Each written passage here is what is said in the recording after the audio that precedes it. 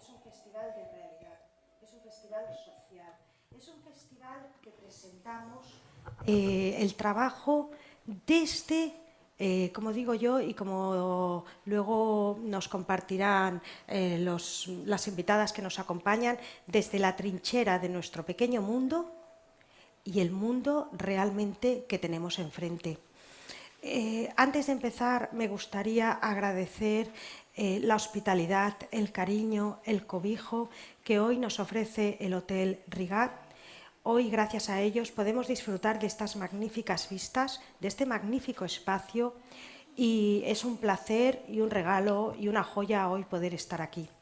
Agradecer también a todas las instituciones de Lloret de Mar, Alcaldía, Turismo, Educación, agradecer al cuerpo de la policía que también nos protege, que también nos defiende, que siempre está ahí alerta para que a nadie le ocurra nada, y agradecer a nuestros patrocinadores Joyería Grau, Hotel Rouget de Flor, ICEO Dentista, ACIN y Badecom, y a todos nuestros colaboradores como Mono Creativo, Bodegas Montmarsal, y sobre todo agradecer de nuevo a este gran también patrocinador que nos acompaña desde el jueves trabajando aquí, Fitel, que gracias a ellos, como comentaba ayer, inmortalizamos cada segundo vivido. Y aunque no os imaginéis, cada gesto, cada mirada, cada sonrisa y cada abrazo quedará en esa recopilación, en ese recuerdo que luego lo podremos disfrutar. Desde aquí deciros que no soy Sofía Valencia, para todos aquellos que, en fin, estáis, que no me conocéis, que habéis llegado por primera vez. Sofía ayer tuvo un problema de salud y desde aquí le mandamos un muy fuerte abrazo. Ella tenía muchas ganas de estar aquí y moderaré yo esta mesa. Para los que seguro que todos me conocéis, soy Angelique Fitzner, comisaria del festival, y desde aquí con muchísimas ganas de que se recupere. Esperemos que esta tarde la podamos tener y si no, bueno, como yo le he dicho, nosotros en Lloret Negra escribimos historia en noviembre, el año que viene, y bueno, y como somos incansables, este equipo que formamos tan maravilloso, seguimos escribiendo el futuro, o sea que por ella, tranquila, que ya le he dicho que no se preocupe. Os voy a compartir, os voy a presentar las invitadas que hoy nos acompañan. No ha sido adrede, os voy a decir que no, pero hoy, en esta jornada literaria, tenemos el gran placer y el gran regalo de tener pues la mujer, ¿cómo no? Porque siempre se dice en los festivales de novela negra, en este caso, que siempre va el hombre por delante y que no hay mujeres que escriben novela negra, no hay mujeres que viven la realidad negra, y yo digo, bueno, ¿y cómo puede ser? Madre mía. Con lo cual, no ha sido adrede, pero hoy vamos a disfrutar, claro, evidentemente también de escritores hombres, pero por casualidad del destino, por hados del destino, hoy nos sentamos en una mesa de 4 mujeres, cosa rara. Primero me gustaría presentaros a Encarna López Manrique. Ella es abogada, licenciada en Derecho, licenciada en Criminología. Lleva más de, yo siempre digo 35 años, ella me lo sube y siempre estamos así con la broma, pero bueno, más de 35, lo dejamos ahí, defendiendo, trabaja mucho en el derecho penal, trabaja mucho contra la violencia de género. Ella es la realidad pura y absoluta. Ella es, como os he dicho hace un momentito, desde su pequeño mundo, que en este caso es una gran trinchera, cada día, bueno, no sabe muchas veces el mundo, o sí lo sabe, lo loco que está. Con ella vamos a ir desgranando, hilvanando y conociendo la profesión de muchos abogados que a veces, pues bueno, por gracia o por desgracia, solo recibimos en las noticias los veredictos, y detrás hay un trabajo, un tesón, una fuerza y una constancia y cómo no, pues ese aporte a la sociedad. Después, a continuación, nos acompaña María José García Molina. Ella es veterana de Televisión Española, lleva toda la vida dedicándose a esa realidad también en televisión, es actriz, también ha hecho teatro y ella, además, muchos la recordaréis por ese programa de 1, 2, 3, además tenía, ojalá sería, tiene mucha relación y mucha amistad con, todos os acordaréis, de Chicho Ibáñez Serrador. Con ella también vamos a conocer esa realidad y luego plasmada como escritora a la ficción de novela negra. Y nos acompaña una Fingal, también ella escritora de novela histórica romántica. Ella también ha hecho pinceladas de novela negra, aunque no es quizás las mayores publicaciones que tiene, actriz, directora de teatro y además yo creo que también incluso se nos ha también, como digo yo, regalado el poder disfrutar también de alguno de sus relatos que yo he tenido el placer de leerlos. Entonces, a partir de ahora, como esta mesa teníamos muchas ganas de hacer el contrapunto entre la novela negra y la realidad, de ahí el título, realidad, pero no realidad o ficción, no, realidad y ficción.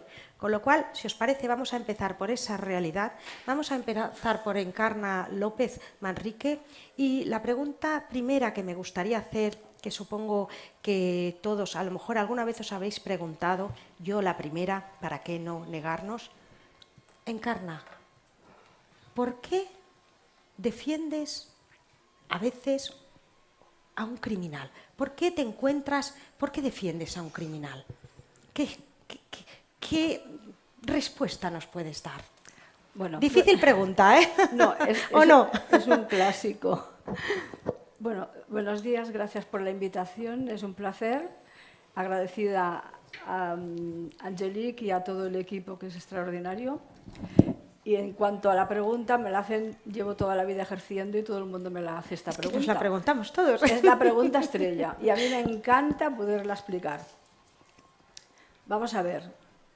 Primero, la presunción de inocencia, eso está consagrado y es inamovible.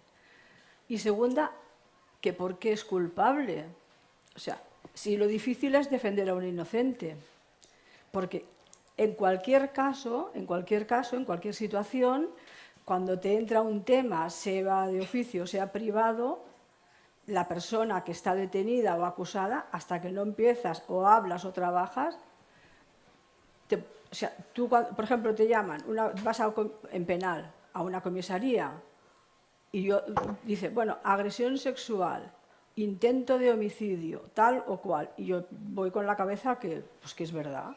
Hablas con la persona y te dice, es que yo de esto nada, es que ha pasado esto, esto y esto y esto, pero ahí ya hay un atestado, ahí ya hay una maquinaria judicial, policial, fiscal en marcha, y si tú no has participado en lo que se te dice, los trabajos que tienes para demostrar lo contrario.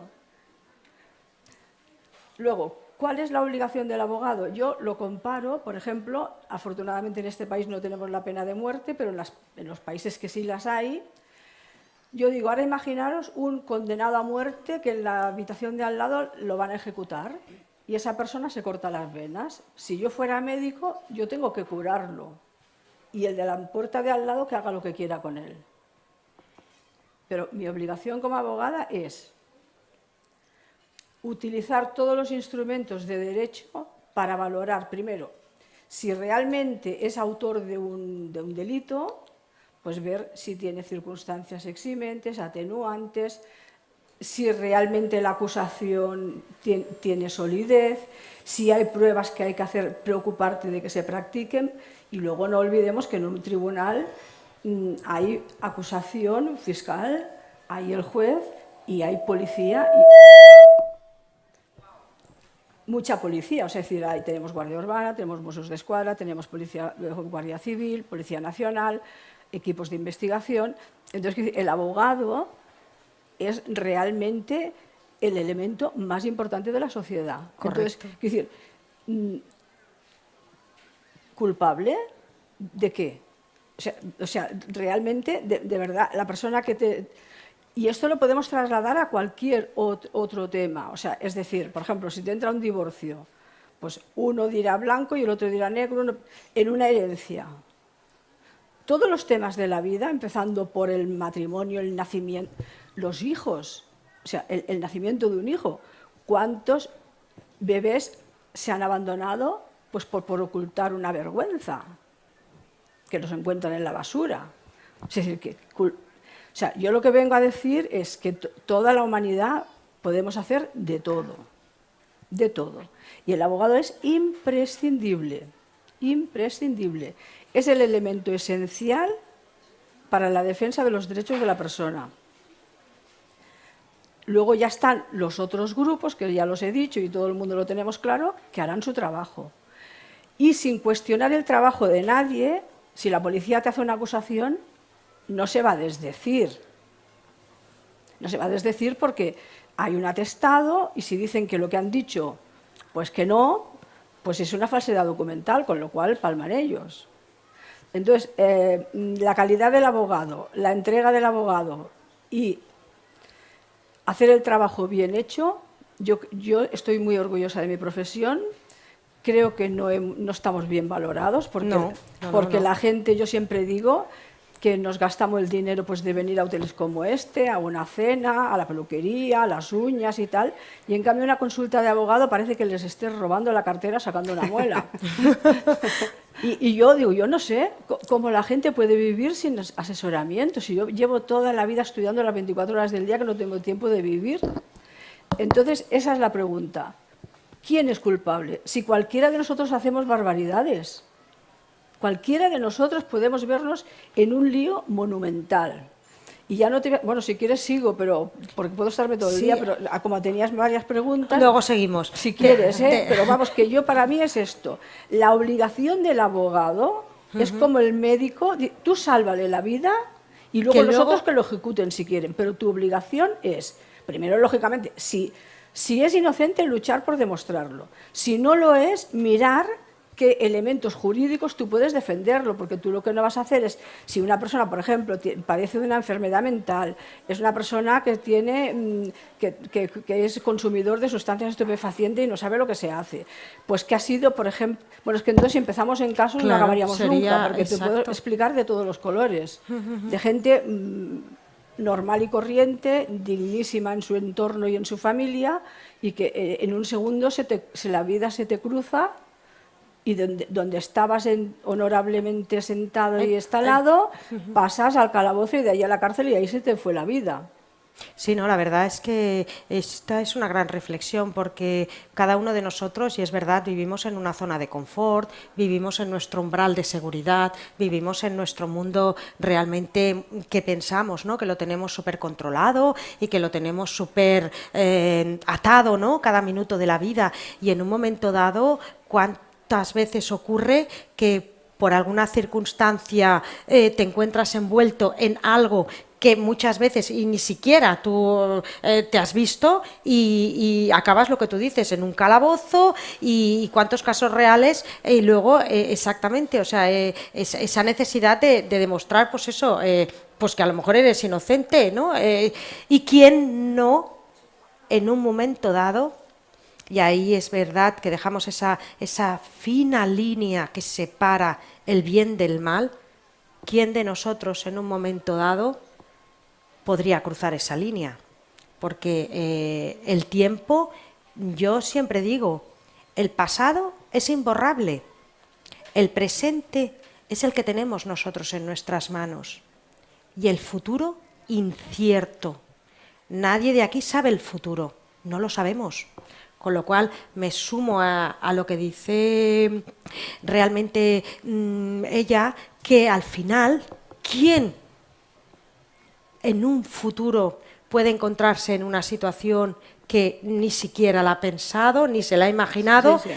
La realidad, como dice siempre la típica frase, la realidad supera la ficción. Por supuesto que sí, por eso teníamos muchas ganas y ahora vamos a descubrir todavía más esa realidad con Encarna, pero de esa realidad y ficción me gustaría preguntarle a María José toda esa trayectoria que ella ha tenido de todos estos años en el mundo de la televisión, esa realidad vivida, esa profesión también de luchas, de batallas, seguramente, porque los inicios no son fáciles, nadie tiene los inicios fáciles. ¿Por qué después hubo una necesidad para luego escribir novela? O sea, ¿te sentiste, por qué de golpe y porrazo una persona se encapsula en su mundo, ¿no? Porque al final supongo que, claro, el mundo de la televisión es muy social, muchísima gente, muchos momentos, ¿no? Rodeado, y al final la vida del escritor, todos sabemos, María José y yo la primera, es una vida en un camino de soledad. Sí. De golpe y porrazo, ¡buah!, el tiempo lo precintas y te lo quedas para ti. Cuéntanos por qué. Pues porque en televisión yo he hecho todo tipo de programas. He hecho musicales, infantiles, informativos, de todo, magazines, pero también he hecho dramáticos.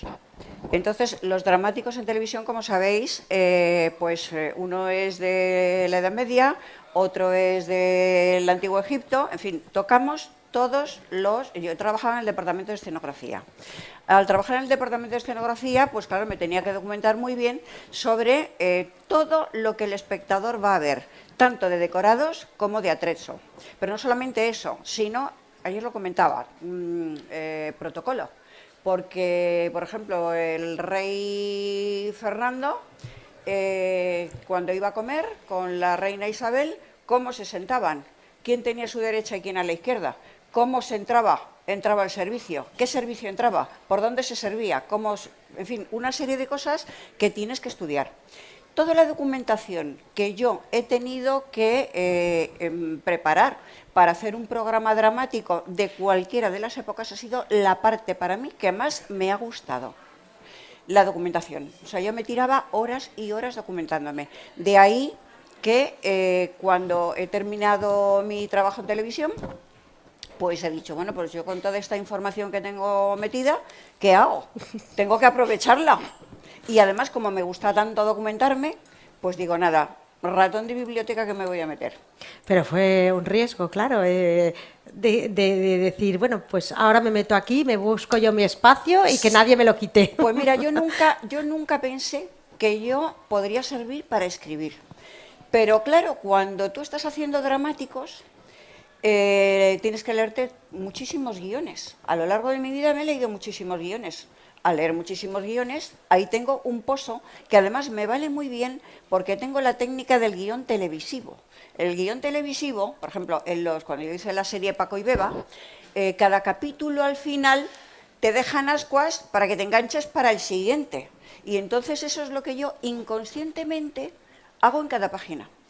Sí, sí. Entonces, claro, pues tengo un pozo natural que me ha surgido de la experiencia de mi trabajo. Pues eso es fabuloso, porque además realmente muchas veces, sobre todo, pues bueno, profesionales que tienen una cantidad de información, de riqueza, ¿no?, de conocimientos, como digo yo, un gran baúl, ¿no?, de aporte que no...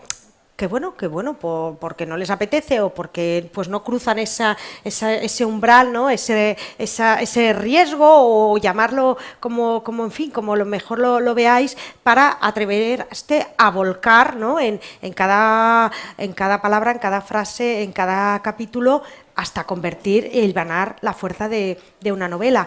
De esa documentación que María José nos estaba hablando, de esa riqueza, yo ahora hay una pregunta que me gustaría hacerle a Una, porque ella también es una persona que también lleva mucha riqueza en el corazón, en las vivencias que cada día a día pues, ha ido recogiendo a lo largo de la vida.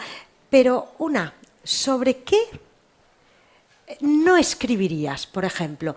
Porque al final muchas veces nos planteamos que vamos a escribir y que no. Nos vemos en ese lienzo, en ese papel en blanco, ¿no?, en ese momento de ¡fua! Voy ahí con la espada de Damocles y voy a empezar, ¿no? En aquel entonces escribíamos a mano, ahora ya escribimos con el ordenador, pero ¡buah! La primera palabra, la primera frase, la primera página, ¿no? Que ¡fua! Te pega la primera, perdonar, ¿no? Bofetada al escritor y dices, y ahora ¡fua! Voy a por ello. ¿Sobre qué no escribirías? De acuerdo, es que los humanos somos animales comunicadores por naturaleza. Necesitamos comunicar todo lo que vemos y todo lo que nos rodea, porque todo lo que vemos y nos rodea, vivimos, respiramos, son inputs para nosotros. Y es igual que seas escritor o pintor o alfarero, todo el mundo tiene su punto de creatividad y tiene que volcar todo eso que absorbe en el día a día, tiene que volcarlo fuera porque si no explotaría dentro. Seríamos como volcanes, que iríamos explotando, ¿no? Todos locos. Por eso el hecho que nos lleva y nos mueve aquí, el hecho creativo como escritor, es también terapéutico, ¿no? Y no hace falta que te haya pasado ningún drama para que sea terapéutico, simplemente el estrés de la vida cotidiana y diaria nos mueve, necesitamos.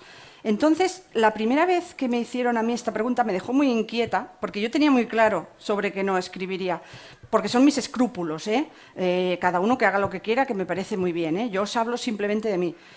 A mí me produce escrúpulos escribir, por ejemplo, en el género negro que estamos tratando hoy, sobre un suceso o acontecimiento muy reciente. Y me explico, por ejemplo, la vecina del quinto mata al marido a cuchillazos, ¿no? Y yo vivo en el primero. Pues que se encarguen los periodistas de explicar la crónica, porque yo no voy a escribir sobre ese crimen. Necesitaría 100 años para hablar de eso. Y en este sentido, concuerdo mucho con María José, me siento muy identificada con ella, porque a mí la historia me gusta mucho, por eso siempre suelo escribir novela histórica, y independientemente del misterio que meta dentro y tal, y me es muy fácil hablar de algún drama o tragedia en el que nos separan siglos desde entonces a la actualidad, ¿no? Eso es más fácil, ¿por qué? Pues porque ya no están, porque puedes investigar, puedes acudir a las crónicas a documentarte, es muy divertido documentarse, es casi lo más bonito de escribir novela histórica. Y es fácil recrear cómo, por ejemplo, el rey Sancho mató a su hermano para quedarse él siendo rey, ¿no? Entonces, eso sí me apetece, pero lo que es la crónica diaria y actual no me atrevo. Sé que sí que hay gente que lo hace y le sirve de inspiración y muy bien, ¿no? Pero a mí me produce muchos escrúpulos por respeto, por pensar que las víctimas están vivas, las víctimas colaterales, ¿no? Por pensar que hay una persona que ha muerto en extrañas circunstancias y que se está investigando. Entonces eso no podría hacerlo.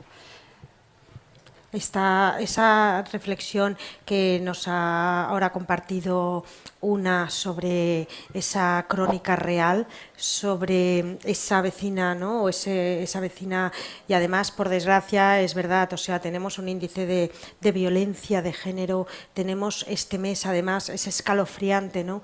La cifra de mujeres que en el mes de agosto han sumado 14 víctimas, me parece, o sea, impresionante cómo no sabemos, ¿no? Parar, detener, o sea, no. Yo cada vez que escucho un nombre realmente, o sea, me pongo a llorar porque es que no lo acabo de entender, no sé qué falla en nuestro sistema, no sé qué estamos haciendo mal. Esa realidad que encarna, vive cada día, que ella realmente, o sea, ella se encuentra con ese caso, ¿no? Con ese caso encima de la mesa, o con muchos casos que día a día encarna, estás ahí al pie del cañón, encontrándote con seguramente sucesos que tú muchas veces también te preguntas, pero Dios mío, ¿qué está fallando? ¿Qué fallamos? ¿Qué hacemos mal en el sistema? ¿Qué ocurre? ¿Cómo somos capaces, ¿no? de seguir sumando nombres? Realidad y ficción. Dios mío, Encarna. Pues ¿Cómo lo digerimos esto? Para mí la realidad supera la ficción. Lo hablábamos hace un momento, exacto. Y que yo hago una crítica o autocrítica, que la sociedad vivimos un poco de autoengaño y de hipocresía. O sea, es decir, cambios legislativos son continuos para, por ejemplo, el tema de violencia de género, el sí es sí, todo esto. La gente se pone muy fina haciendo críticas, tal, pero luego la realidad ¿cuál es? Si a mí me viene el agresor y viene con la mamá, hombre, ha hecho, pero no había para tanto, y hay que defenderlo, o no, porque si aquí sí que ya entro que el abogado, pues si en un caso yo veo que no estoy con el tema, le digo búsquese otro y tal, que eso también puede pasar, pero eso ya es una elección personal. Pero la reflexión que yo hago es que cuando se hacen cambios legislativos para hacer protección de casos tan graves como son la violencia de género, por un lado la parte de la sociedad quieren penas muy duras, muy duras, muy duras, y eso tampoco resuelve el tema. Y luego, ¿qué pasa? Que si esta familia o estos que protestan, que están de un lado o de otro, se encuentran en la situación, luego te exigen en la defensa otra cosa que es lo contrario. O sea, yo por eso digo que cualquiera, hombres y mujeres, nos podemos encontrar en cualquier situación. Y tal vez lo que hay es una distancia muy grande de lo que es la justicia en general, que es entran por una puerta, salen por otra, Bueno, es que en los delitos menores, pero por ejemplo el tema de la agresión sexual, ahora nos encontramos, por ejemplo tenemos el Rubiales y tenemos al otro, el futbolista del Barça, que son ahora los paradigmas de tal, bueno, pues que para mi manera de ver, o sea, hemos entrado en una dinámica que por querer castigar tanto, una cosa que se podría haber corregido, digamos, en la vida social, porque claro, una cosa es que te digan guapa, pues se pasen haciendo cosas así, a otro estadio mucho más grave. Entonces, nos ponemos, la gente, o sea, es decir, en la sociedad no estamos, o sea, más que realidad y ficción, es que hay una distancia entre lo que realmente pasa en la calle y el autoengaño o la falsedad que se plantea socialmente, porque todo el mundo o aprieta por un lado o por otro. Es decir, o muy beligerante o muy permisivo, y no es una cosa ni la otra. No sé si me entiendes. Nos vamos a unos extremos totalmente, ¿no? Estamos en unos extremos, quizás. La violencia de género hay que erradicarla radicalmente, pero para eso hay que hacer un trabajo muy potente también de alguna forma darle herramientas al sector masculino, porque tampoco saben por dónde tirar, por decirlo de algún... O sea, decir, se encuentran que tampoco se le están dando herramientas de trabajo, de cómo reciclarse de una estructura machista consolidada de siglos. Totalmente. Entonces, hay que hacerlo, pero luego cuando se hacen propuestas legislativas, yo creo que se tendría que hacer, o sea, que no, a nivel social se tenían que hacer críticas, ¿cómo te diría yo?, más trabajadas y no tan de bar o como las estamos pasando. ¿Qué ocurre? Por ejemplo, agresiones sexuales de menores, casi diría que el 100% son en la familia. O es el abuelo, o es la pareja de la madre, o es el tío, o es el cura, o es el del gimnasio, o es el de aquí. Es el de aquí, es la familia. Y cuando se destapa, uy, no vamos a romper la familia. Entonces, ¿qué falsedad es esta? ¿Qué falsedad? Cuando te toca a ti, vamos a guardar silencio. Pero si es el vecino, hay que encerrarlo de por vida. Sí, estamos entonces, en ese momento. Yo creo que hay que hacer una autocrítica muy fuerte. O sea, no se puede vivir de tanto autoengaño. O sea, lo dices tú, te puede pasar cualquier cosa. Mira, ayer viniendo en una rotonda se me cruza una bicicleta porque iba lenta. Hablando de casos, si hablamos de casuística, yo las he visto de todos los colores. Ya. Un cliente mío, por ejemplo, hablando desde lo más sencillo, que es atropellar a alguien conduciendo bien, hasta un crimen, hasta matar a alguien. Yo llevé un caso pues porque en una casa que compartían chicos, porque uno le cogió la mochila y lo acuchilló al otro. Madre mía. O sea, quiero decirte que esto, o sea, que son... Luego hay pues ya en herencias, Bueno, os puedo contar casos muy... Pues, Herencias ¿os acordáis del caso de sangrientas. Tora, allí, de un pueblo que estaba vecino con Andorra hace años de esto? Bueno, esto se han hecho películas y o sea, que es por dinero, por celos, Por posición social también, por Bueno, cualquier posición cosa. social. Ambición desmedida. Ambición, ¿no? Sí, además. Ambición desmedida. bueno, sí, por dinero, claro, o sea, dinero, por por dinero, por aparentar. Sigue la pista del dinero. Sigue la pista del Sí, dinero. pero ya te digo, es que no hay límite. No, No hay hay. límite de motivos, no hay límite de personas, no hay límite de clase social, no hay límite de edad. No hay porque límite de- no hay exacto, no hay límite, límite de no hay nada. límite. Ahora mismo, en menores, las agresiones que se están produciendo sexuales de niños Y- es brutal.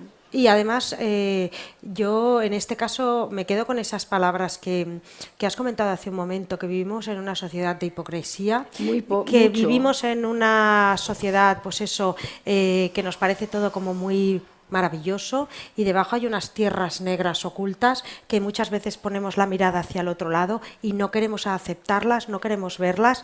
Y es verdad esa reflexión que nos acabas de hacer, Encarna. ¿Qué ocurre cuando un delito lo comete un extraño? Eres muy, como sociedad, muy feroz, incluso te sumas a esa ferocidad por condena.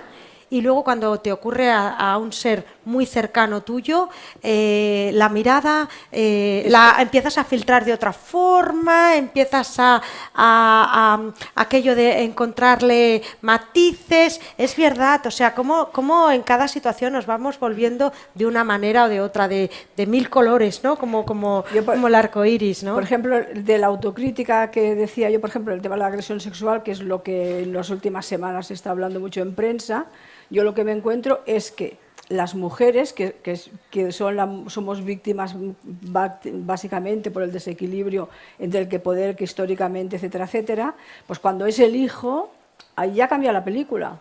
Y de alguna manera, pues somos las que se ha producido que el machismo se quede instalado, porque cuando llega la hora de proceder, o por ejemplo, en el caso ahora me viene a la cabeza, pues del abuelo que había abusado de la nieta desde que tenía 5 años. Sí, Y cuando a los 20 la chica viene al despacho y me cuenta la historia, intentamos sacar pruebas y tal, y tenemos todo, pues en la casa se armó la revolución, porque no iban a romper la familia si Claro. denunciábamos. Esa realidad. Entonces, quiero decir que exacto. no, esto no puede ser. No puede ser, No puede además, ser. Exactamente, esa realidad que en este caso la sociedad mira para otro lado, pero aquí me gustaría preguntarle a María José, tú como escritora, realmente nosotros tenemos una libertad, ¿no? Nosotros escribimos al final lo que nos apetece, lo que sentimos, lo que en ese momento, pues sin barreras, sin prejuicios, sin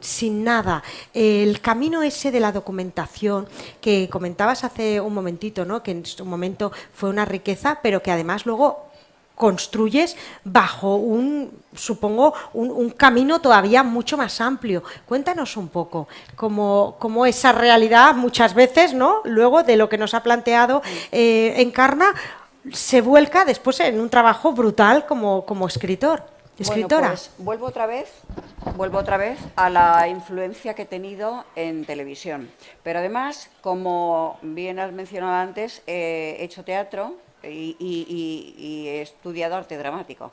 Entonces tenía yo una profesora cubana, que es uno de los ejercicios que tú conocerás como actriz, que te dan 5 palabras y con esas 5 palabras tienes que montar una historia, un diálogo, ¿no? Y te dan a lo mejor 40 segundos. Te dicen pam, pam, pam, pam, y en 40 segundos tienes que resolver. Claro, a mí lo que me ocurre es que me dan 5 palabras y te meto un telefilm en un momento.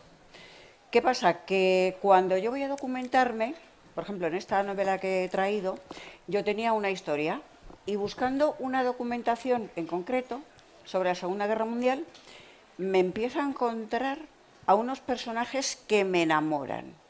Y yo digo, es que tengo que meterlos aquí. Y entonces fui cambiando la historia, pues a este ya sé, y a esta la voy a hacer judía, porque tiene que contar esto y lo otro y lo demás allá. Entonces, al momento según me los voy encontrando, voy transformando la novela.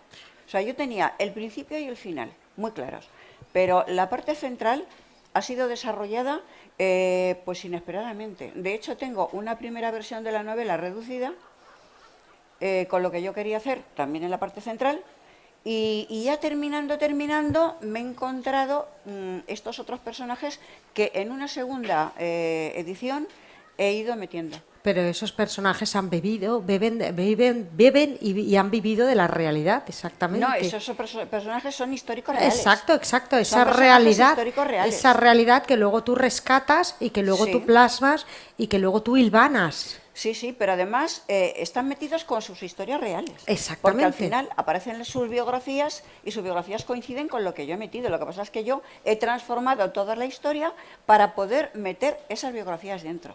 Fíjate, o sea que al final, bueno, es que es verdad que la imaginación bebe de la realidad, es así, o sea, no existe una imaginación sin, claro, con una mente en blanco, o sea, la realidad nos alimenta la imaginación y es verdad que muchas veces, yo en mi caso, la imaginación se queda a veces corta por lo que decimos, ¿no?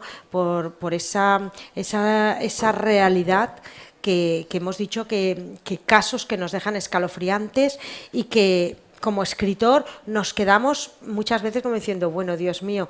Además os voy a decir, como escritora podemos escribir incluso realidades que hasta es posible que los lectores incluso no se la lleguen a creer, porque piensen, bueno, esto se lo ha inventado, porque esto es tan disparatado que se lo ha inventado, y sin embargo es realidad y ficción, ¿verdad? O sea, ¿tú cómo lo encajas para que una realidad que es real la metas en una novela y luego el lector no se lo crea porque pueda llegar a ser tan dispar que diga, madre mía, la invención del escritor, bueno, se ha pasado 20 pueblos, pero es que realmente te estoy contando una realidad.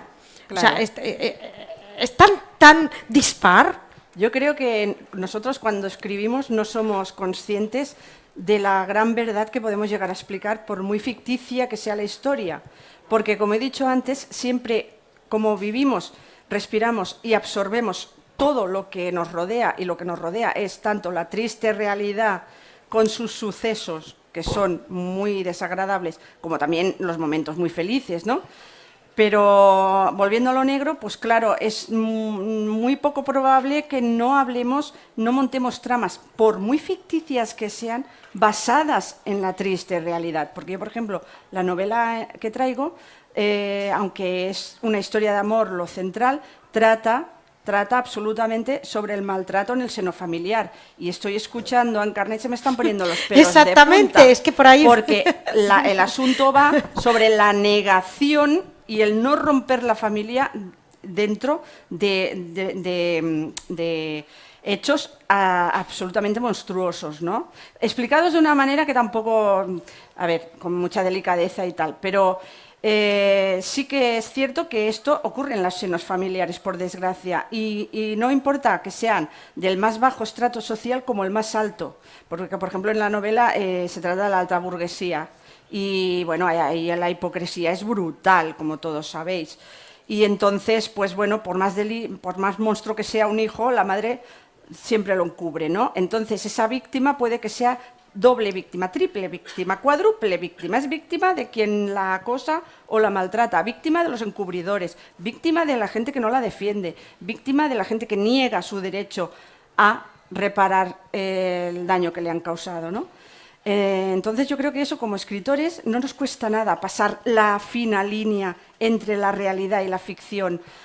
Saltamos de un momento de un lado al otro sin darnos ni cuenta y lo explicamos de verdad, porque los escritores, si algo tenemos que tener, es una voz verdadera para que el lector se lo crea todo y se lo creen.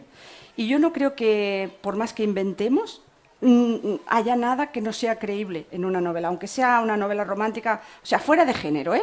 Una novela histórica, una novela negra, una novela azul. Lo que importa es la historia, que sea creíble. Y como convivimos en una sociedad, pues lo que relatamos son hechos que se producen en la sociedad y en las relaciones humanas. Yo, por ejemplo, lo que me gusta mucho trabajar es la psicología, ahondar en el porqué de los comportamientos, del por qué actúan así las personas, ¿no?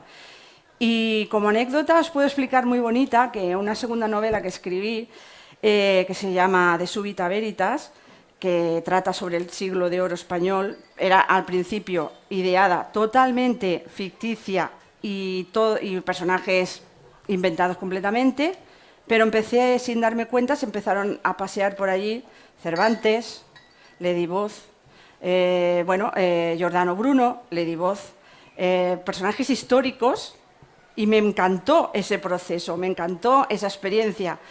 Pensar, estaba hablando con Cervantes, pero qué bueno. Y tenían, pues, escenas en la novela. Y fue sin querer, ¿eh? No lo tenía previsto, pero me sentí cómoda, me gustó. Pasé al otro lado completamente y uno diría, hostia, esta tía tiene delirios. Pero yo os aseguro que, bueno, si son delirios, pues bienvenidos sean porque me lo paso muy bien. Y como os he dicho antes, es absolutamente reparador y terapéutico. Y si tienes un día estresado y te pones a hablar con ellos, mira, maravilloso, tú sales renovado, ni gimnasios ni nada. No, la verdad es que el camino del escritor, vamos, yo me lo paso pipa, como digo yo me lo paso divino, pero muchas veces también me crea un sentimiento de impotencia muy grande porque, por ejemplo, pues bueno, tú ahora comentabas hace un momento sobre la novela sobre el acoso y sobre el abuso, ¿no?, sexual de menores, ¿no?, lo más puro, ¿no?, lo más desprotegido que existe en esta sociedad, ¿no?, muchas veces en el silencio, ¿no?, que se guarda durante muchos años. A mí no, yo tengo muy presente el caso de una amiga mía, además, que ella sufrió abusos sexuales del hermano de su padre, de su tío, y cuando se enteró la familia, como dice Encarna, miraron hacia otro lado. A ella, incluso en un caso real, ella, ahora ya es una persona adulta, al cabo de los años, incluso llegó a aceptar, ¿no?, que bueno, lo que ocurría, la familia lo tapó para que no se rompiera el seno familiar, para que los dos hermanos no se separaran, para que los negocios en común que tenían los hermanos, que se sostenía toda la familia económicamente, no se fueran a pique. Su propia madre, incluso su propia madre, desde ese momento, evidentemente, la protegió para no volver a estar con su tío a solas. Pero su tío siguió tranquilamente con su vida y de rositas. Y muchos años después, ella, aún ahora, es curioso, o sea, siendo víctima, aceptó que su familia, la decisión fue la mejor. O sea, ¿cómo se puede llegar a manipular de tal manera un niño, ¿no? Pues porque son niños, tan fácil. Y yo cuando escribí una novela también sobre los niños, se me hizo muy difícil aceptarlo. En este caso, Encarna, tú que bueno, claro, la justicia, la sociedad, los veredictos. Yo sé que, supongo que como abogado, a veces no estás conforme con la sentencia y a veces incluso, no sé, yo ahora me pongo en el caso de que puede ser evidentemente que se haya cometido un delito, que evidentemente ese niño haya tenido abusos, pero a lo mejor por una simple, no sé, quizás bofetada, ¿qué ocurre? ¿Qué pasa con el sistema? Porque a veces también a los padres ahora mismo están así. ¿Qué ocurre? ¿Qué pasa? ¿Qué pregunta, no? Bueno, es que me surgen tantas cosas que podemos estar hasta mañana. A ver. Y además, en este caso, me ha influenciado la novela de una, claro, es que a ver. Mira, me has tocado un tema que justo ayer me he pasado 3 días con una noche entera trabajando, escribiendo por tal, del tema este de niños que estás hablando. Vamos a ver, últimamente me está entrando temas de que, mira, el año pasado una niña de 3 años, luego con un compañero un niño de 6 años, interviene la administración y te quita los niños. El de los 6 años porque había sido víctima de bullying. Y este es un tema que me estoy encontrando últimamente. Ignoro el motivo, pero casi voy a investigarlo, pero quiero decir ya a través de otras estructuras. ¿Qué pasa de que las familias, cuando tienen criaturas con dificultad, y estamos en una sociedad que hay un porcentaje altísimo de trastornos, acordaros del TDA, ahora el espectro autismo, ahora el no sé cuántos, y no hay ayudas, y en cambio, si hay un tema que por desgracia acaba en la justicia y dicen que el niño es vulnerable y tal, te lo quitan, se lo quitan a los padres. O sea, te digo, la importancia del abogado, que bueno, yo es que soy una entusiasta de mi profesión, soy una loca de la justicia, o sea, me apasiona. Entonces, cualquier tema lo trabajo y me lo estudio y me entrego con cuerpo y alma. Este es uno de los últimos temas más recurrentes. Yo antes quería deciros otras cosas, bueno, pero decir que lo has tocado esto de los niños y yo estoy preocupada, y es más, a mí me han nombrado hace unos meses del Colegio de Abogados del Observatorio de los Derechos de la Persona, y va a ser un tema que voy a poner encima de la mesa. Luego, hablando de derechos, cuando hablabais de la realidad de la ficción, yo quería hacer un apunte. Yo, que ya os he dicho que soy una fanática de mi profesión y del derecho, yo cuando empecé en los años 80, empecé con temas de propiedad intelectual porque hubo un cambio de paradigma, como está pasando ahora con el tema de la inteligencia artificial. Y era cuando hubo el cambio de la película cinematografía audiovisual. Entonces, bueno, yo ahí cofundé una asociación que se llama la Asociación Literaria de la Defensa del Derecho de Autor, que el creador fue Víctor Hugo en el 1887 en Francia, y que hacen delegaciones en todo el mundo, entonces yo formé la española. Ya en el año, creo que fue 84-85, estuve en la UNESCO como observadora del gobierno español para proteger el contrato de edición de la obra literaria, que ahora voy a deciros el por qué digo todo este rollo, para que cualquier contrato de obra literaria que fuera sin pagar fuera nulo.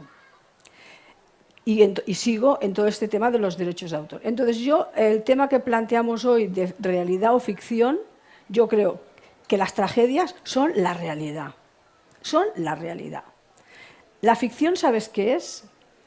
Vuestro arte, vuestra creatividad. O sea, la ficción es el arte que tiene cada ser humano en crear una obra literaria. Te voy a decir más. La idea de si el caso este o el caso el otro no está protegida por la ley. Está protegido una página de tu libro que yo te la fusilo. Eso sí que está protegido. Con lo cual, la ficción vuestra es cómo lo escribes, es cómo apasionas lo que estás explicando. La historia te puede dar una idea.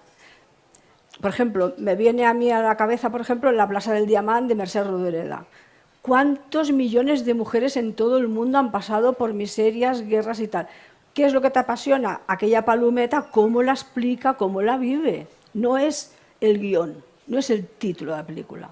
Por ejemplo, no sé si esta semana se ha estado hablando de la Guardia Urbana, del crimen de la Guardia Urbana. Exacto. Bueno, pues se han publicado novelas, ahora va la película, el tema está en el juzgado, pero la historia a mí en sí no me interesa. O sea, me interesa desde el punto de vista jurídico cuando me ponen un problema encima de la mesa.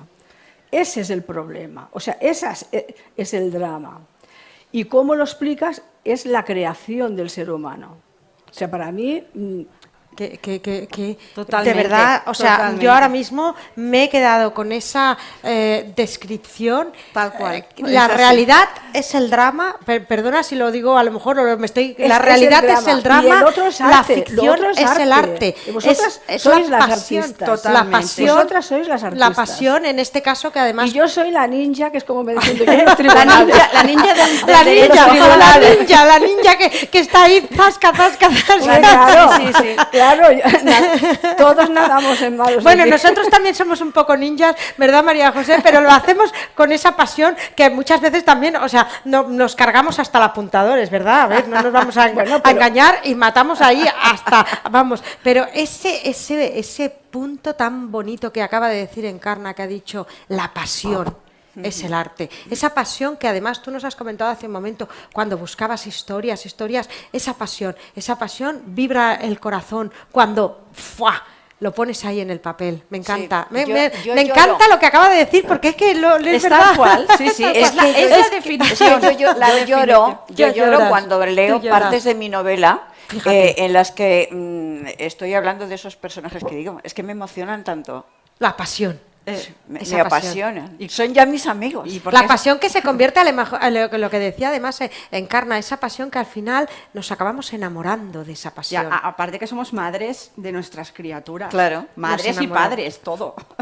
Gracias realmente a esa realidad dramática o cruel o en fin, que muchas veces pues claro, la tenemos ahí y que quizás pues lo que dice Encarna, ¿no? O sea, luego el caso es el caso. Lo que es lo que es. Sí, sí. El hecho La realidad es incontestable, está ahí. está ahí. Y sin embargo, luego, pues esa pasión, ¿no? Como decías, de hilvanar y luego llorar. Sí, yo lloro, pero cada vez que lo leo. No te creas que es la primera vez. Cada vez que cojo la novela y leo determinados párrafos, lloro. Son Porque- personajes que me han emocionado mucho porque han perdido sus vidas por salvar la de los demás y han hecho cosas muy importantes. Y que al final, si no fuera por esa... Yo al final creo que los escritores somos un poco notarios, ¿no? De la historia, que la dejamos ahí Sí. para hoy, mañana y el infinito. A veces yo incluso yo quizás pensáis que estoy un poco loca, ¿no? Sí que lo estoy. Es esa locura sana que me encanta tenerla y que al final nos mueve un poco, ¿no? el corazón. Yo muchas veces me pregunto, esa persona desconocida que tendrá en su mesita de noche una de mis novelas, en esa estantería, en esa cocina, ¿no? En ese coche, ¿no? Dios mío de mi vida, esa pasión, ¿no? Que yo he volcado y que hemos volcado todas y que ahí está, es verdad, ¿no? Y que lloramos con ellas, ¿no? El arte ese tan bonito que has dicho, ¿verdad, Encarna? Es que el valor vuestro es la creación. No es el guión de la película, no es chico mata a chica o chico o hace esto o lo otro. Es la explicación, la narrativa. Esa es la creación vuestra. La narrativa que luego recoge el lector Claro. y que es seguramente más digerible. Bueno, cada uno tiene, o sea, por eso una misma historia escrita por diferentes autores, como una canción cantada por diferentes artistas, pues tú te quedarás con uno o con otro, cuando será la misma letra, la misma música. O sea, es lo protegible y es el valor artístico de lo que estamos hablando. O sea, que el contenido tiene un género, pues como las películas, nosotros hacemos género negro, ¿vale? Género negro. Entonces hablamos de crímenes, de desgracias, de infortunios, etcétera, etcétera. Pero que la ficción es la parte artística de la vida. Qué bonito, ¿verdad? totalmente. Es que ha dado una descripción. Concuerdo. Es que realmente la ha descrito, Es la la ha definición. calcado, o sea, la ha puesto. Me parece que esa frase nos la vamos a llevar todos encima del corazón, porque al final es así y la realidad es dura y bueno, y seguramente si no la escribiéramos, pues. Es que no porque- es lo que se escribe, sino cómo se No, escribe. y sabe- Claro. Es el cómo autor, se escribe. es la Es mirada. cómo se Por escribe. ejemplo, en la fotografía es la mirada del autor, porque una fotografía es tal cual y otra tiene arte, porque es la mirada de ese Bueno, fotógrafo. pero porque yo ¿no? creo que El cine igual, porque yo creo que la fotografía es el ojo mira, el ojo, es el la mirada. corazón recoge y la cámara plasma. La Tú plasma- miras, la plasma es una- sientes y echas la Claro, foto. la máquina es una máquina, pero el que aprieta el obturador está viendo algo que otro a lo mejor no lo que ve. tienes aquí en tu Claro. corazón, que tienes en el corazón. Y ese corazón es el que a nosotros nos palpita cuando escribimos. Dice una, es cómo se escribe. Yo, por ejemplo, yo me siento incapaz de hablar sobre el sexo, porque soy muy tímida y no puedo. Pero todo lo que he leído de sexo, casi nada me ha gustado. Y claro, todo lo que se habla en sexo, pues prácticamente es lo mismo. Pero, por ejemplo, de José Luis Muñoz he leído novelas de sexo y cómo lo escribe. Claro. Y está escribiendo lo mismo que otro que no me ha gustado nada. Claro. Luego es lo que dice Es una, así, es cómo sí, se sí. escribe. Es cómo se escribe, claro. Lo mismo que está escribiendo el otro. Es, por ejemplo, como en Goya, con su famoso cuadro Saturno devorando a sus hijos, ¿no? Eso es porque él tenía, evidentemente, unos monstruos, unos pesares, unas inquietudes que plasmó así. De hecho, es eso, no hay otro cuadro igual, ¿no? A lo mejor otro habrá hecho un cuadro con dagas y tal, pero lo que él quiso plasmar son los horrores de la noche, los horrores, los tormentos internos. No habrá otro igual, por mucho que haya gente reproduciendo cuadros similares, ¿no? Con la temática similar, ¿vale? Porque sí. no es el único, pero es él, su firma, su manera de verlo, su manera de volcarlo. Sí, además es así. Y yo también os voy a decir una cosa. Al final es un libro, tú lo llevas siempre contigo, más allá de lo que queda en la estantería, porque el escritor te lo ha sabido dibujar en el corazón, ¿no? Y al final esa es la gran riqueza literaria. Y en este caso la realidad también tiene, yo creo, una parte muy frágil, que es la memoria. La memoria es muy frágil, la realidad muchas veces se olvida, porque el olvido es muy poderoso. El olvido muchas veces nos hace poner encima el día a día y nos olvidamos de aquello que pasó hace 4 años, nos olvidamos de aquello que pasó hace 5 años, pero los casos están ahí, lo que sucedió, lo que ocurrió, las víctimas, el número, los nombres, los apellidos, lo que pasó, lo que ha pasado siempre, ¿no? a lo largo de la existencia humana. Y gracias a ese poder, a esa pasión, a esa literatura, recogemos esa memoria tan frágil. Mira, me sugieres una cosa muy bonita que dijo Conan Doyle, que es: un libro sale del autor para entrar dentro del lector y no salir nunca más. Exactamente, esa es la gran, Sí, tal cual. la gran diferencia que marca la pasión, ¿no? Por escribir. Yo no sé si alguien, después de esta mesa que estamos volcando esta realidad y ficción, si alguien tiene alguna pregunta, por supuesto, adelante. Ricardo, adelante, por favor. Para Encarna. Hoy, encarna. Cortas, porque tampoco quiero. La primera es cómo la prensa y todo lo que es el mass media influye en tu caso y en la imagen pública de una persona que ha cometido, se supone que ha cometido un delito. Y la otra es cómo ve usted a nivel de escritores la inteligencia. Ay. ¿Hola? La inteligencia artificial, Sí, se ¿no? oye, sí.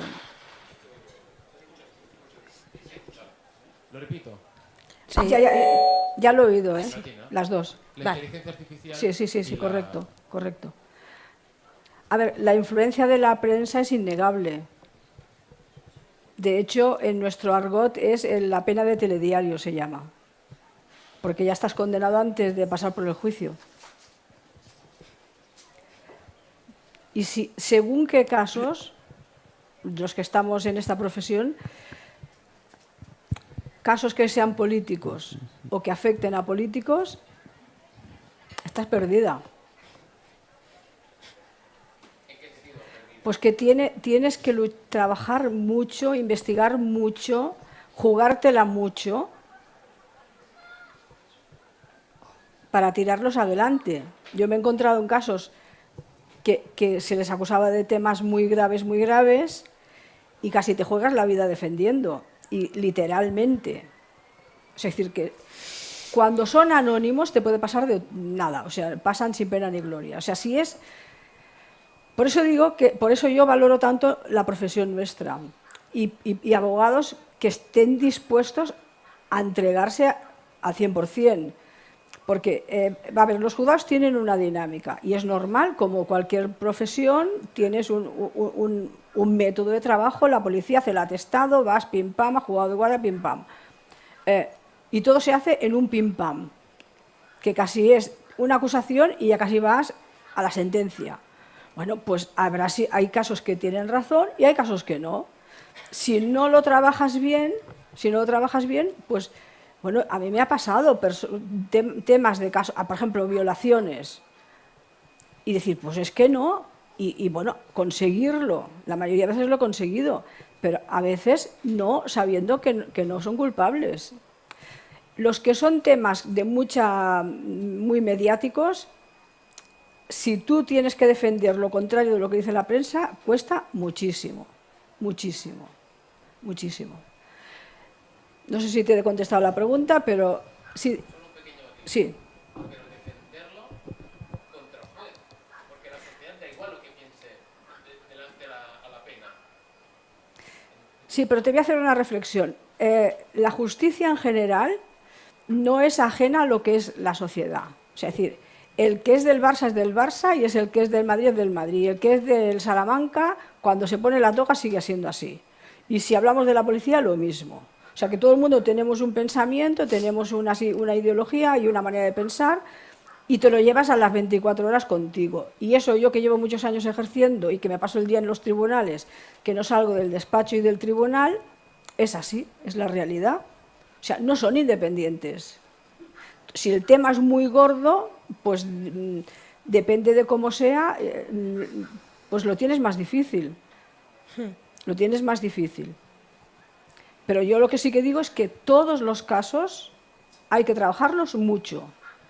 Es decir, ser abogado no es como ir al metro, coger un ticket y meterlo y se abre la máquina. No. O sea, tienes que estar, que el atestado policial no haya contradicciones, que si hay algo que se ha quedado tal, que si el juez se ha equivocado. Yo qué sé, por ejemplo, ayer me notifican, pues que nada, que se le pida fianza o que se le embargue. Pues si el dinero ya está en el juzgado, corrigiendo errores del juez continuamente. O sea, es un trabajo de 24, es esclavo total. Y eso la ciudadanía no lo sabe. No lo sabe. O sea, no tenemos plazos. A mí me han pasado todo el mes de agosto notificando cosas. O sea, no quiero ahora traspasarlo, pero decir que yo por eso reivindico tanto la función de nuestra profesión, porque es el defensor que hay entre el poder del Estado, que es la ley y los tribunales, y la gente de la calle. O sea, el que está en medio es el abogado. Si el abogado no habla, lo otro funciona sola y pim pam pum, pim pam pum, pim pam pum. Si te ponen una multa y hay un error, o lo recurres o te tragas la multa, por decir una cosa tonta, ¿no? Entonces, quiero decir que sí que hay que trabajarlo mucho, siempre dentro de la ley, y hay que estar al pie del cañón como cualquier otra profesión. O sea, pero que es muy importante que tener buen abogado, y el que no te guste, pues cambias, pero buscar gente que sea defensora de los derechos de la persona. Y en cuanto a la inteligencia artificial, pues estamos en otra fase como la que yo os decía de los años 80, con el tema del cambio de formatos en las obras, por ejemplo, audiovisuales y de todo, y a mí me da realmente mucho miedo, porque yo soy muy favorable a los adelantos de la tecnología, pero yo creo que aquí nos hemos pasado de frenada.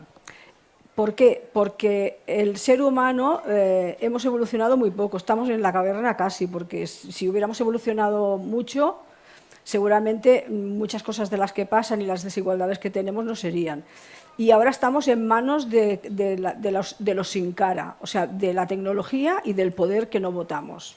Entonces, si la inteligencia artificial es buena, ¿quién la va a controlar? ¿Quién la controla? El ciudadano no.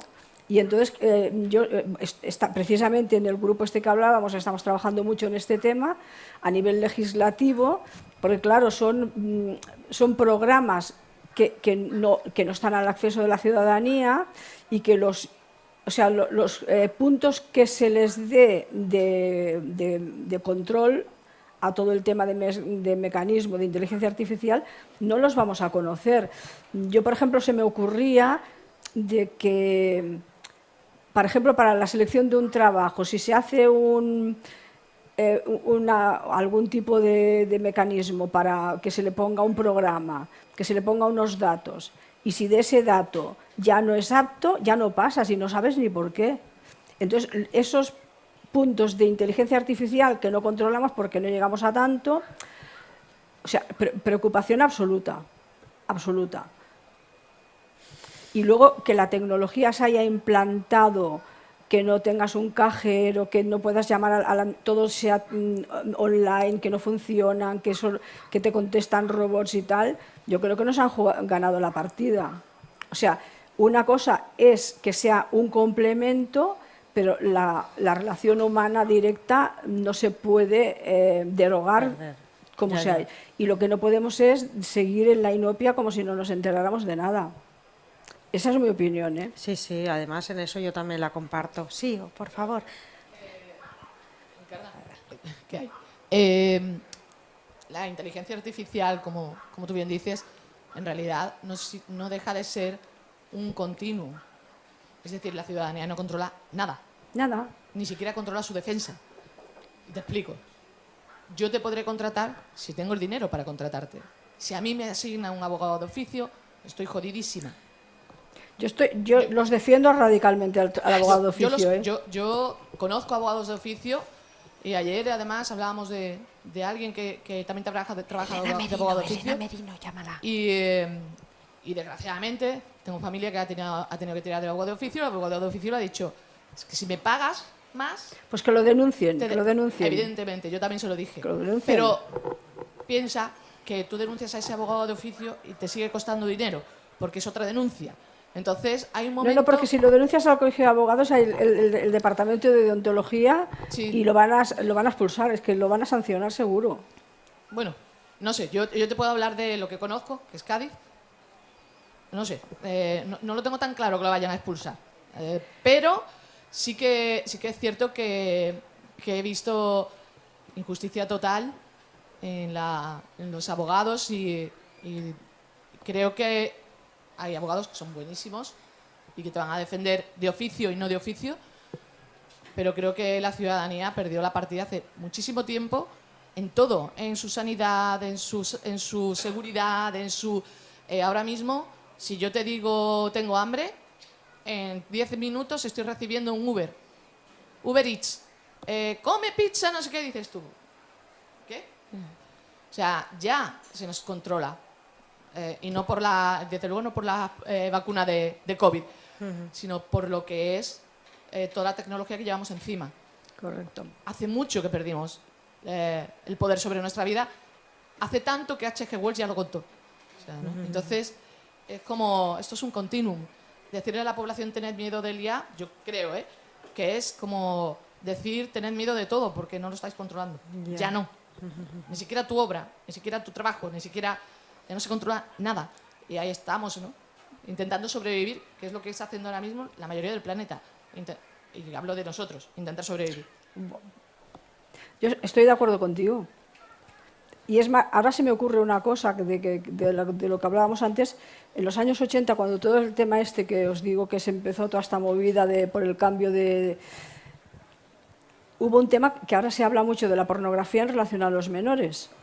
Pues yo en su época también había una asociación que precisamente, como la legislación es diferente de la distribución de las películas por calificaciones y pues se quería intentar que no se pudieran emitir en televisión.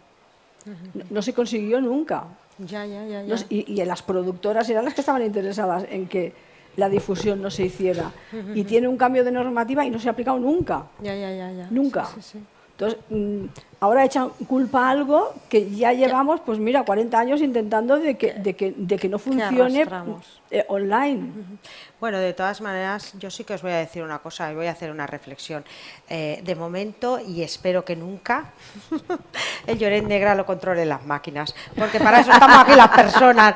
A ver, y por eso disfrutamos muchísimo en estas jornadas literarias, porque, ostras, la máquina nunca podrá suplir el calor humano, la vida, la riqueza de cada uno de nosotros. Vamos a la última pregunta, porque el tiempo vuela y es que aquí estaríamos todo el día disfrutando, cómo no, de la vida humana, de nosotros. Sí, señora.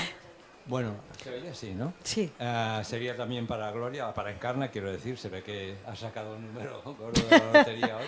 Es que cuando has empezado a hablar, y ahora lo has reforzado a estas preguntas, das una visión de la abogacía poco menos que como de héroe. Es decir, aparte, Pues sí, de héroe. Pero aparte del empuje personal, la voluntad personal, ¿tenéis herramientas independientes para hacer vuestros propios estudios, vuestras propias investigaciones? Es decir, cuando tú miras un atestado de la Guardia Civil y algo no te suena bien, ¿con qué herramientas cuentas para decir esto está mal? Es que tal y como lo explicas da la impresión de que simplemente es a base de partirse la cara. ¿No contáis con algo estructurado, algo independiente, algo oficial? Pues vamos a ver, si hay un atestado que algo no cuadra, pues, al juez que tramita el caso le puedes pedir pues, que se investigue por otro grupo policial, que se hagan aclaraciones de tal, según qué tema, proveerte de detectives privados. O sea, ya eso son las capacidades y cualidades de cada profesional. Yo me paso la vida estudiando, porque es que, vamos, no paro de estudiar y para formarte, porque las leyes cambian y tal, pero es realmente como si un médico o un arquitecto. O sea, son las habilidades puramente profesionales. Luego, que si contamos con... A ver, por ejemplo, lo mismo que os decía del Observatorio de los Derechos de la Persona, ya también formo parte del Colegio de Abogados de otro grupo de la Junta de Gobierno que se llama CRAG, que es la Comisión de Relación con las Administraciones de Justicia, que lo hemos implantado a nivel de toda España, que es todas las disfunciones que hay en el ejercicio de abogado con jueces, fiscales, policías, que intentamos que, por ejemplo, para que nos entendamos, si a alguien le detienen por una alcoholemia, que normalmente no, pero que hubo épocas que sí, y según cómo te pueden tal, pues que si la conducción puede ser 72 horas o 24 horas, pues que si es por una alcoholemia, pues que te pasen a media mañana y que no tengas que pasar la noche en el calabozo. Entonces, lo que hemos luchado para que hayan 2 conducciones al día ha sido durante años. Quien dice eso dice 1000 cosas en la mecánica del día a día, pero eso sería estructural. En lo que es propiamente de la defensa son las habilidades de cada uno y lo que tú le quieras dedicar tu vida a la profesión. Pero que de héroes ya te digo yo que sí. Sí, no, Sí, de verdad. yo también estoy completamente de acuerdo. Tienes que estar concentrada. Yo sí tengo un juicio, la alimentación, dormir, saber mi cuerpo hasta dónde llega, porque no sabe, los juzgados te puedes pasar días y horas esperando, hay que tener paciencia, control, la cabeza, sí, y bueno, y nos tratan muy mal. Nos tratan muy mal. O sea, por ejemplo, yo que estoy en la comisión esta de la CRAG, pues mujeres con partos de alto riesgo no suspenderle un juicio, un señor que estaba en la UCI que tampoco le suspenden el juicio porque la enfermedad del abogado no suspende el juicio. O sea, 1000 situaciones. Esto no se sabe. Y la verdad es que cosas esto no trascienden. Exactamente, esto no se sabe y por eso para nosotros es tan importante poner aquí encima de la mesa. Y estudiamos cada día, ¿eh? Es que vamos, en el Colegio de Abogados de Barcelona es que el edificio parece ya una universidad. Cada día hay conferencias desde las 9 de la mañana hasta las 9 de la noche, de todos los temas, cada ley, todo, están muy súper reciclados. Bueno, vamos, los que lo hacemos, ¿no? Es importante por eso es tan importante para nosotros conocer esa realidad que luego nos va a alimentar a nosotros los escritores, nos va a alimentar a hilvanar nuestras novelas, va a alimentar esa pasión que nos comentaba María José García, va a alimentar la pasión de Una Fingal, va a alimentar mi pasión, la pasión de todos los escritores. Esta mesa la tenemos que cerrar, pero ahora vamos a tener para todos precisamente lo que os apetezca, descubrir esa pasión, devorar esos libros y dejaros seducir por cada letra, por cada frase, por cada capítulo, tanto las novelas de Una Fingal como las de María José García Molina, como todas las de todos los escritores que estamos aquí, que todas las novelas están allí. Vamos a tener media hora para que descubráis, firmar libros, llevaros, en fin, esa riqueza literaria, gracias también a esos pilares de la realidad. Gracias a todos por acompañarnos. Y antes ya a las 12 tenemos esa media hora de firmas, y a las 12 tenemos Clara Tiscar y Elena Merino son las dos voces, las dos mujeres hoy en día de los programas de podcast más escuchados a nivel mundial. Luego os dejaré con ellas y con el moderador para que descubráis otras dos mujeres que, aunque ya os digo, no ha sido adrede, pero ahí están también, con nosotros.